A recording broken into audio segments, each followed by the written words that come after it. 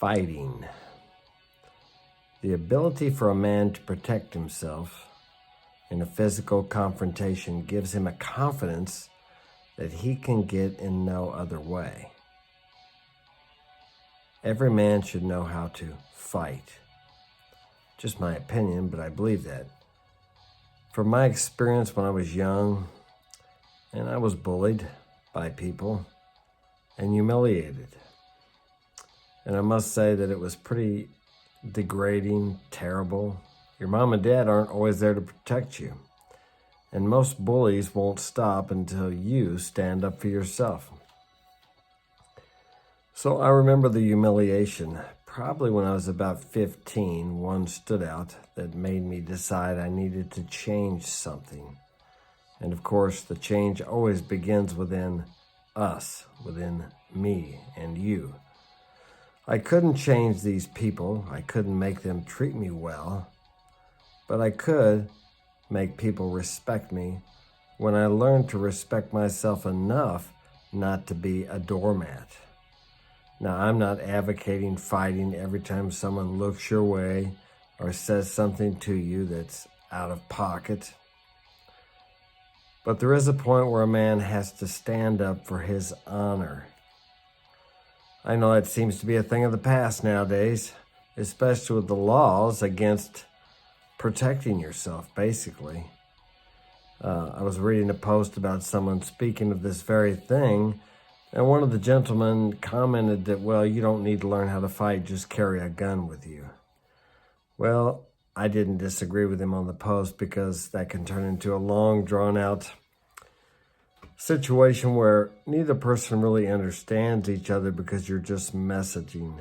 The problem with that philosophy or that way of looking at things is unless your opponent or your attacker or your assaulter has a gun or a knife or some kind of a weapon and actually tries to hurt you with it or does hurt you with it, if you take a gun and finish the confrontation and that man is eliminated, you are very likely to go to jail unless he had a gun or a knife or some kind of a weapon which he hurt you with already.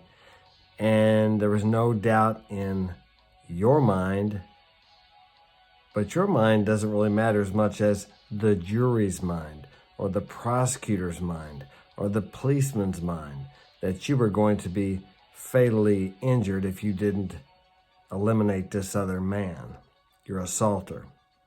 Therein lies the problem with that philosophy. I agree with him as far as using a weapon, but in our times now, you can't do that and get away with it. Maybe 150 years ago, 100 years ago, possibly, but not in this day and age. So the next best thing to that is to be able to physically protect yourself, to take down your opponent, or to disable him without doing him great bodily harm. And I've traveled many places in the world. I lived in a third world country for many years, and the United States is extremely safe in most parts compared to the rest of the world. Where I lived in Latin America, it was like living in the Wild West. Now, you had more freedoms, but it was very dangerous. At night, you had to be locked in. The windows were barred. You didn't leave anything outside because it would get stolen. Very different than most places here in the U.S. Now, there are some places in the inner city where it's that dangerous.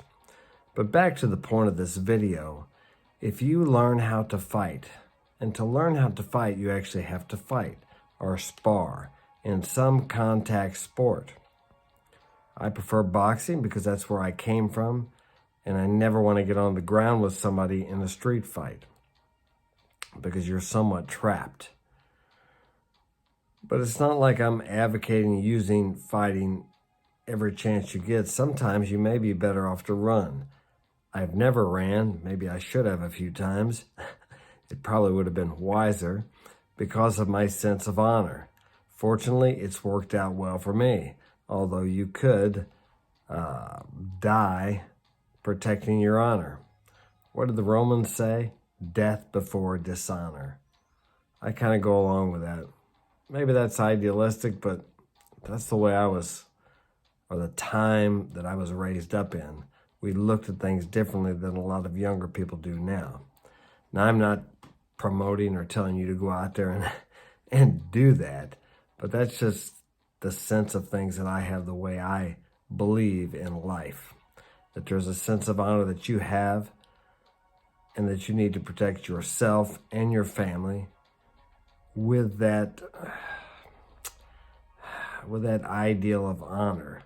For example, if you're walking down the street with your mother and someone calls her, gets in her face or calls her names or spits on her, highly unlikely that's going to happen. What are you going to do about it? Are you going to just assume the guy has a bad day and keep walking? The problem is, if you do something to him physically, then you could be in trouble. Actually, though, if you spit on someone, that is assault. So you have somewhat of a right to do something about it. You just don't want to beat the guy senseless. You're the only one that's going to be able to evaluate these situations. Don't go off half-cocked if you have the skills to hurt someone else just because you think you can. I'm not talking about doing that.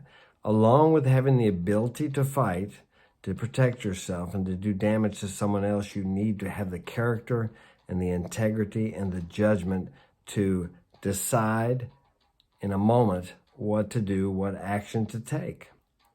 I had an example here a year or two ago. Someone came here, a very big guy, probably 240 pounds.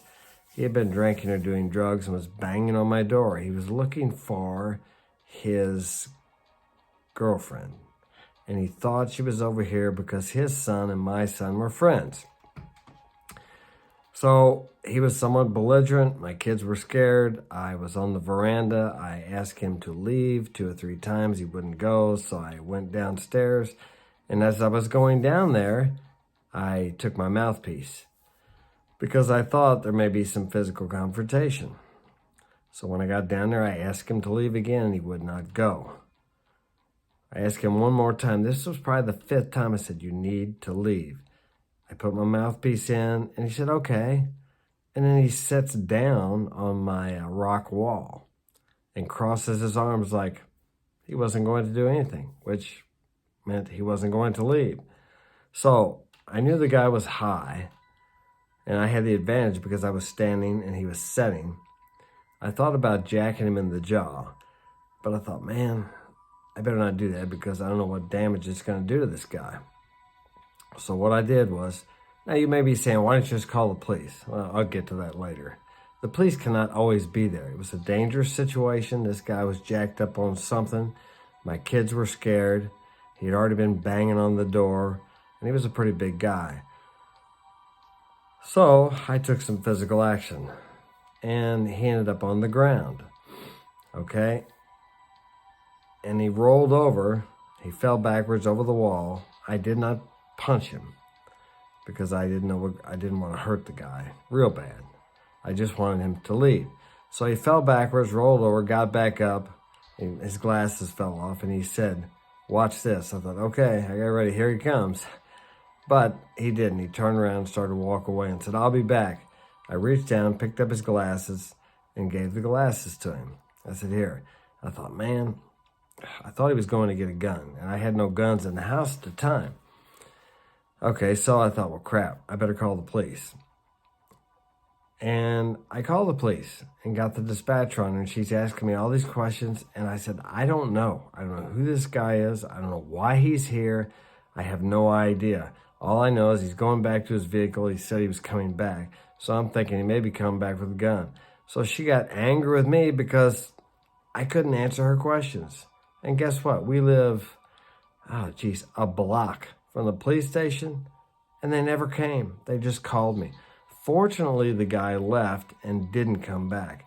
And I later found out that he had just got out of prison, I think for drinking and driving or something like that. And so he wasn't, I was concerned that I may get in trouble for protecting my property and my kids and taking the action that I did. But fortunately, he was already in trouble, so I guess he just let it drop. But there's an example. I did call the police, and maybe someone would say, well, you should have called them at first. they wouldn't have came. It's like they didn't come, and I thought they were supposed to come, or they were obligated to come when you call 911. But they didn't. Fortunately, he didn't come back, and it was all taken care of. So the advantage of being able to physically protect yourself and your family is the police can't always be there, or they can't always be there in time. So what are you going to do? Now, if I had a gun here, I couldn't take a gun out there because he had no weapons as far as I knew. And you don't want to pull a gun on somebody unless you're going to use it, or you will use it if you have to. I mean, I grew up with guns. I hunted all my life, and I've had guns pulled on me. And when I was young, I pulled a gun on someone else. Actually, twice, well, once. Another time, someone took the gun away from me. That was back in my drinking, partying days, fortunately, or I may not be sitting here talking to you now. So guns have a time and a place, but it's rare that you would ever use a gun unless someone else had a gun and they were going to use it on you, or a very dangerous weapon. And you better make sure that they're coming at you with it. Something to think about. So that's my view on protecting yourself, and as far as physically or using a weapon, just be very careful if you ever use a weapon, because anything can be considered a weapon. When I was younger, I was in a bar fight. I hit a guy in the head with a chair, and I got charged with assault with a deadly weapon, a felony charge. That's all off my record now because I got probation, and this guy stabbed the guy that was with us. It was a big mess, but those things happen, see? So you have to be careful. What's the old saying? I never got in trouble every time I was drinking, but every time I got in trouble, I was drinking. Think about that next time you want to go out and party. Some people don't play. All right? Have a good day. That's all I got. Take care. Thanks for watching. Hit that like button, subscribe.